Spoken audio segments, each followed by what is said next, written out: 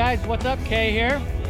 Got a little something different today. I'm here at the Fall Rollout Car Show in Riegelsville, Pennsylvania. And I'm here with my buddy Len. Hey, how you doing? We got our cars here. I got my black Mustang here. We'll take a look at that in a second. So let's take a look at Len's car. What do you got here, Len? Yeah, so this is a 70 Corvette convertible, Bridgehampton blue. It's a 454 LS5 with a M21 4-speed. We've had it for about, I don't know, 11 years or so. Nice car. You know, try to keep it clean. Not many big block Corvettes out there. This is a 3rd generation Corvette. 454, nice. 390 horsepower.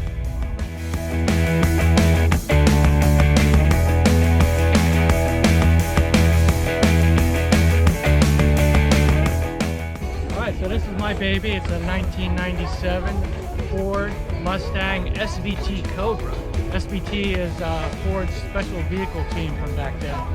They did all their performance vehicles, kind of stand out from the standard GT models. It has a 4.6 liter engine, which is the 2nd year that Ford produced this block after they retired the 5.0 pushrod.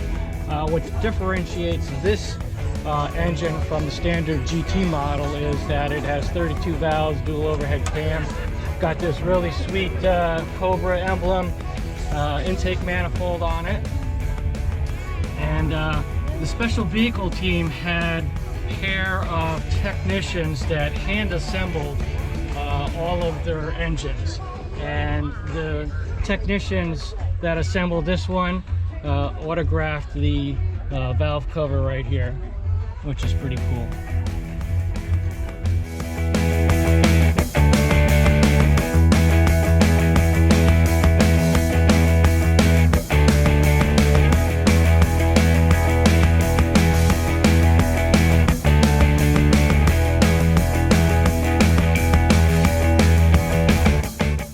All right, so let me give you a little tour of the inside here.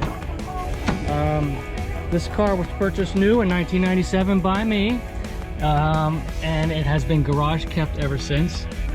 So the one thing I am very proud of is the low mileage on this vehicle, which it just turned over 10,000 earlier this year, so I've got 10,049 right now. It has a 5-speed manual transmission, single CD deck, cassette player, and it is the Mach 460 sound system.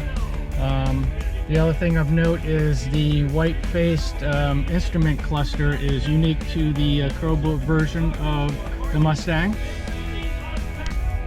Got this cool little certificate of ownership from Ford, indicating that it's a 1997 Mustang Cobra convertible built on February 19th, 1997.